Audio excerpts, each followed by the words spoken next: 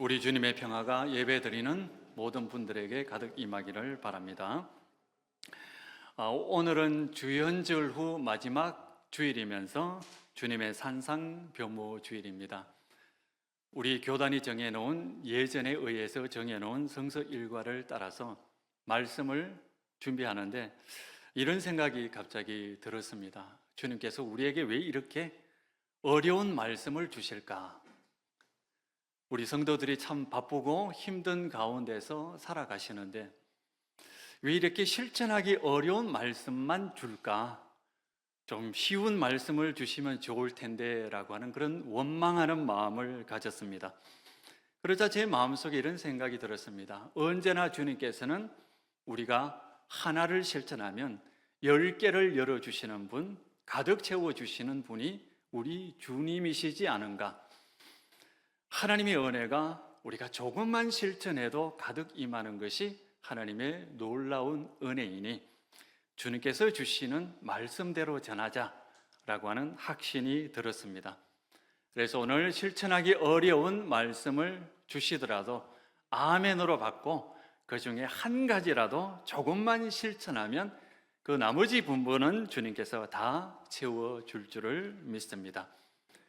주현절이라고 하는 것은 바로 주님께서 자기 자신의 모습을 세상에 드러내신 것을 기념하는 주일입니다. 주현절의 절정은 무엇일까요? 바로 높은 산에서 예수님께서 자신의 영광을, 인간의 모습이 아니라 하나님의 참 모습을 보여주시는 것, 그것이 바로 주현절의 절정입니다. 주님께서는 높은 산으로 제자들을 데리고 가셔서 자신의 영광을 보여주셨습니다. 이 주현절 마지막 주일 산상변모 주일을 마지막으로 해서 주님께서는 다시 사순절이라고 하는 고난의 길을 걸어가십니다. 우리에게 이 산상변모 주일을 오늘 주시는 이유가 무엇일까요? 그것은 바로 주님의 영광을 경험한 사람만이 고난의 길을 의미 있게 주님의 뜻을 실천할 수 있다라고 하는 그것을 우리에게 보여주시기 위함입니다. 예수님께서는 군중 가운데 12명을 선택해서 사도로 선택하셨습니다. 사도 중에서 또한 3명을 선택하셨습니다. 단 3명만 아주 높은 산으로 데리고 가셨습니다. 그리고 그곳에서 자신의 영광의 모습을 보여주셨습니다. 산에서는 아주 특별한 일이 일어났습니다. 2절에 보면 예수님의 얼굴이 해같이 빛났다라고 이야기를 합니다. 마가복음에서는 예수님께서 입고 있던 옷도 광채가 났다라고 합니다. 광채가 나고 희게 되었다라고 합니다. 옷도 변하고 예수님의 얼굴도 변했습니다. 예수님의 참다운 하나님 아들로서의 영광이 나타났습니다. 바로 그 순간 모세와 엘리야가 예수님 앞에 나타났죠. 모세는 시내산에서 하나님의 율법을 받았습니다. 엘리야는 위대한 예언자입니다. 갈멜산에서 간절히 기도함으로써 이 세상 가운데 참 하나님은 여호와 하나님, 우리가 섬길 분은 바로 여호와 하나님 뿐이심을 명백하게 보여주셨던 분입니다. 모세는 율법을 상징하고 엘리야는 예언을 상징합니다. 예수님이 영광을 입으셨을 때에 이 두 분이 나타난 것은 바로 율법과 예언을 성취하실 분이 바로 예수님이시다라고 하는 그 사실을 우리에게 보여주고 있습니다. 우리가 이 세상 살아가면서 기도도 하고 예배도 드리고 찬양도 합니다. 그래서 하나님의 은혜를 받습니다. 하나님께서 우리와 함께 하신다라고 하는 그 은혜의 경험을 하는데 우리가 육신을 입고 평생 우리가 이 세상 가운데서 정말 경험할 수 있는 최고의 그 순간은 경지라고 한다면 최고의 경지는 무엇일까요? 바로 예수님의 영광을 바라보는 것. 오늘 이 본문이 우리가 신앙생활을 하는 최고의 목표라고 하는 것을 경험해 주고 있습니다. 많은 군중 가운데 12명이 제자가 되었습니다. 12명 가운데 단 3명만이 주님의 영광을 바라보았습니다. 우리 도평교회 성도들 중에 몇 명은 이렇게 놀라운 하나님의 은혜를 경험하는 그 기적과 같은 은혜를 경험하는 사람들이 나왔으면 좋겠습니다. 아무도 아멘을 안 하시니까 아무도 뭐 그런 경험 필요 없다 이렇게 생각하시는 모양입니다. 제가 팔공산에서 산 적이 있습니다. 바로 밑에서 살았습니다. 답답하면 늘 산에 올라가곤 했습니다.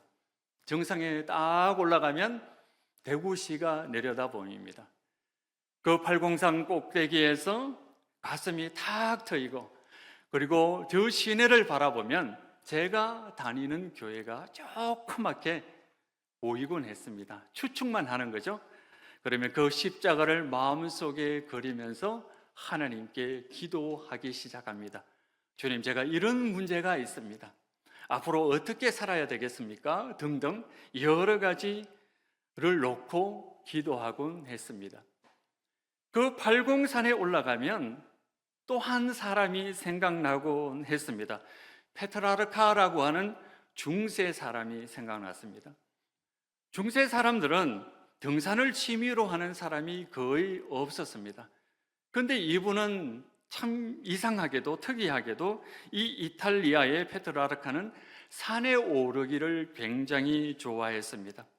1336년에 페트라르카는 프랑스의 봉투산을 오르게 됩니다. 사진 한번 보여주시죠. 저분이 바로 아마 페트라르카입니다. 봉투산을 오른 이유는 단순하게 산을 오르기 위해서가 아닙니다. 자기 자신을 성찰하기 위해서입니다.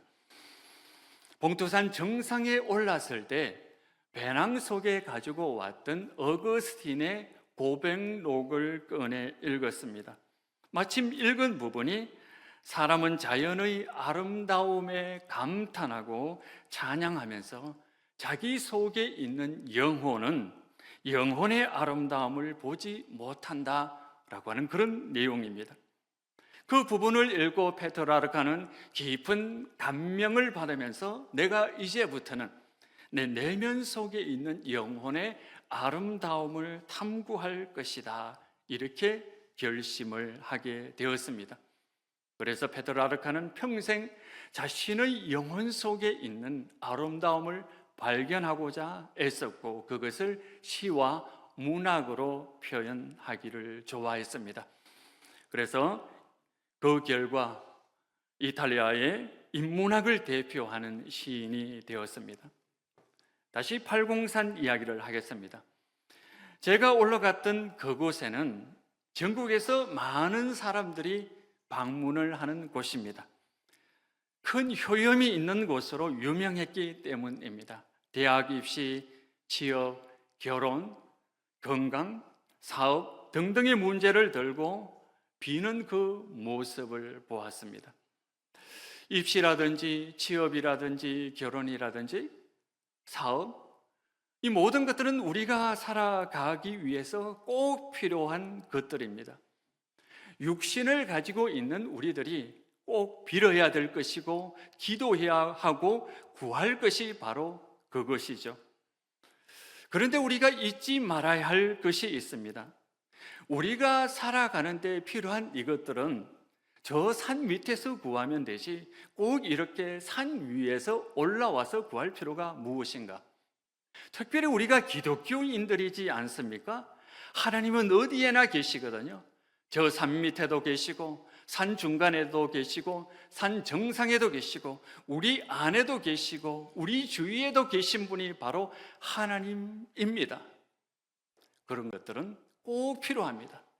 그러나 산 정상에서는 보다 더 신앙인다운 것들을 큰 포부를 안고 기도해야 되지 않겠습니까? 영혼의 아름다움을 강구하든지 하나님의 영광을 만나겠다고 내 눈으로 하나님의 영광을 봐야만 되겠다라고 하는 그 열망을 품고 간절히 기도해야 되지 않겠습니까? 신앙생활이라고 하는 것은 등산하는 것과 같겠죠. 등반이라고 하면 되겠습니다. 어차피 우리는 죽으면 천국에 갈 것이지만 이 세상 살아가는 동안 말로만 듣던 그 하나님, 말로만 듣던 그 영광의 예수님을 우리가 직접 한번 경험해 보고 가야 되지 않겠습니까? 예수님의 그 영광을 경험한 사람만이 고난을, 아픔을, 인생의 힘든 그 길을 묵묵하게 걸어갈 수가 있습니다. 세상은 그렇게 만만하지 않습니다. 주님의 영광을 보지 못한 사람들은 항상 흔들리기 마련입니다. 주님께서 사순절 직전에 우리에게 바로 이 산상변모주의를 주신 이유가 무엇이겠습니까? 영광의 주님을 경험한 사람만이 이 고난을 의미 있게 통과할 수 있다는 것을 우리에게 보여주기 위함입니다. 야고보와 요한과 베드로는 주님의 영광을 보았기 때문에 자신의 그 모든 소명을 다할 수 있었습니다. 12사도 중에서 가장 먼저 순교한 분이 누구일까요? 야고보입니다. 12사도 중에서 긴 세월 동안 성도들의 그 아픔을 묵묵히 참고 인내하며 같이 걸었던 사도가 누구입니까? 요한입니다. 혼란스러운 교회를 하나님의 질서 가운데 안정시켰을 뿐만 아니라 로마에서 하나님의 그 은혜, 예수님의 그 사랑을 생각하며 순교의 길을 걸어갔던 분이 누구입니까? 바로 베드로입니다. 예수님의 영광을 보았기 때문에 가능한 일이었습니다. 주님께서는 우리를 높은 산으로 부르십니다. 오늘 1절 말씀 중간에 보십시오.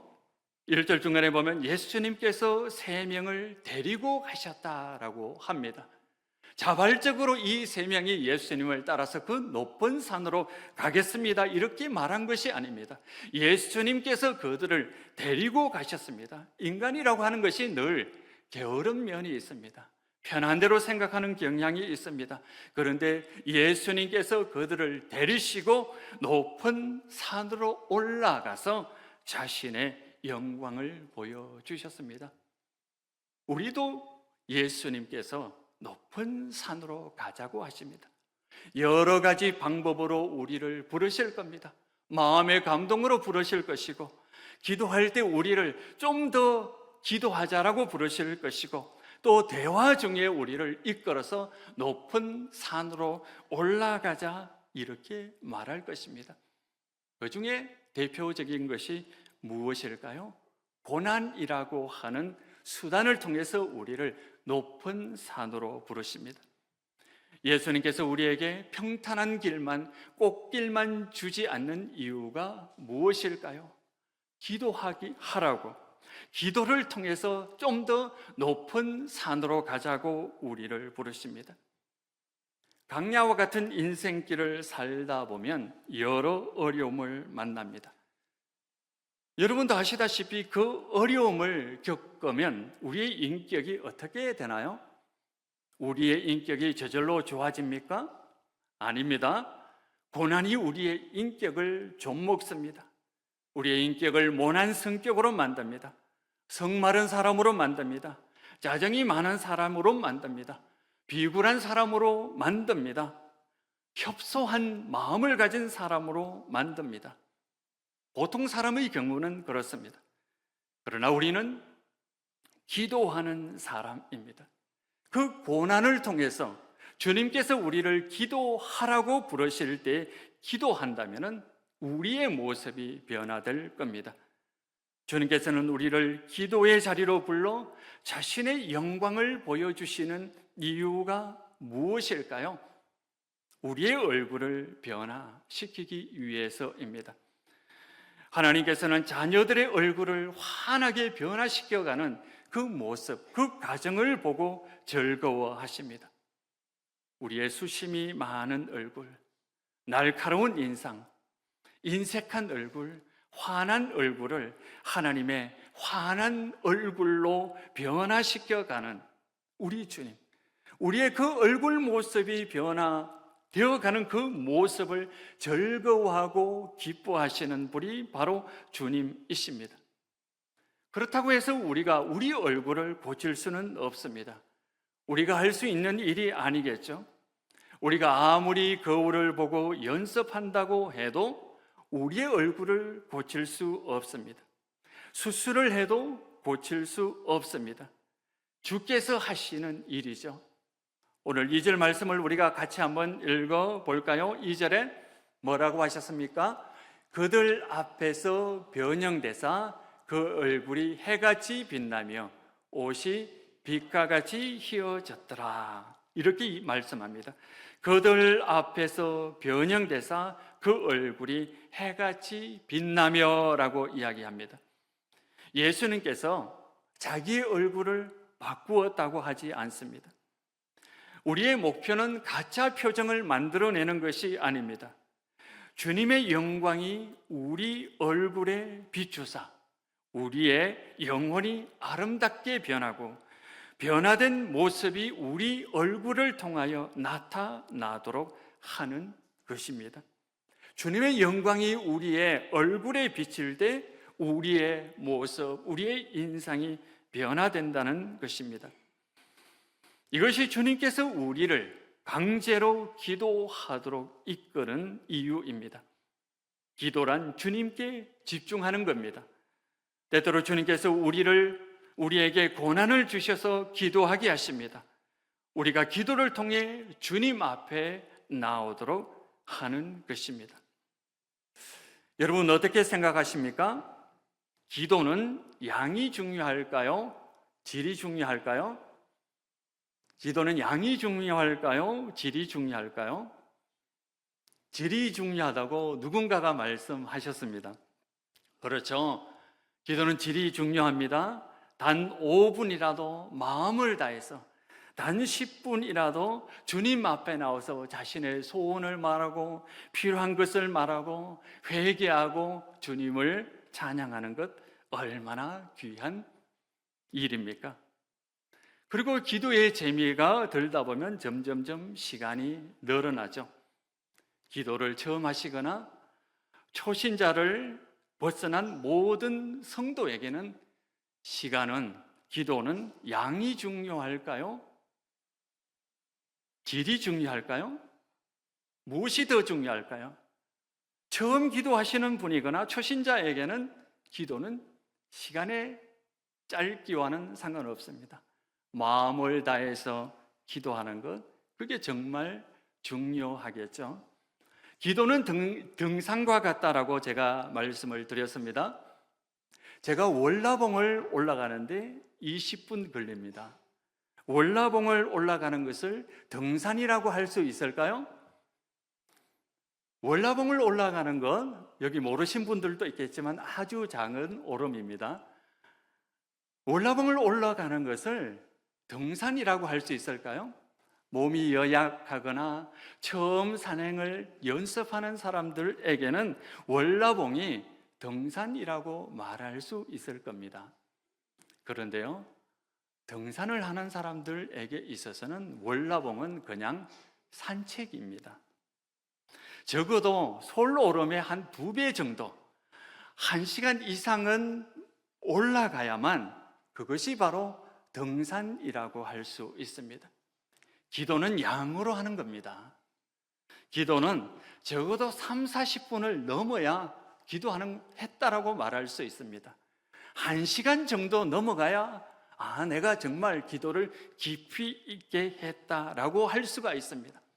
30-40분 정도 뜨겁게 마음을 집중해서 기도하다 보면 내가 기도하는 것이 아니고 내 생각을 주도하고 계신 분이 바로 성령님이시고 내 기도 제목을 붙들어 주시는 분이, 이끌어 가시는 분이 성령님이시고 주님의 은혜와 사랑이 내 감정을 정화시키고 치유하신다라고 하는 그것을 경험할 수가 있습니다.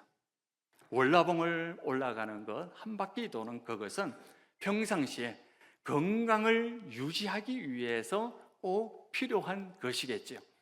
그러나 본격적으로 높은 산을 올라가 봐야 되겠다라고 하는 분은 적어도 1시간 정도는 올라가야 그것을 등반이라고 할 수 있고 세상의 자금을 경험할 수가 있고 하나님의 은혜를 경험할 수 있는 것입니다.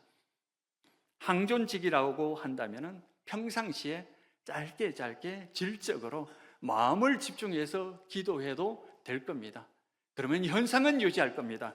그러나 우리가 직접 내가 하나님의 영광을 경험하리라, 내가 죽기 이전에 정말 성경에 기록된 이 놀라운 은혜를 나도 한번 체험하리라, 그리고 우리가 이 세상 살아가면서 수많은 겪게 되는 그 모든 고난을 의미 있게 주님께서 원하시는 방향대로 걸어가리라라고 결단하기를 원한다면 일주일에 한 번 정도는 적어도 30-40분은 안전자리에서 깊게는 1시간 이상 기도해야 내가 정말 기도하는 사람이다 라고 말할 수 있을 겁니다.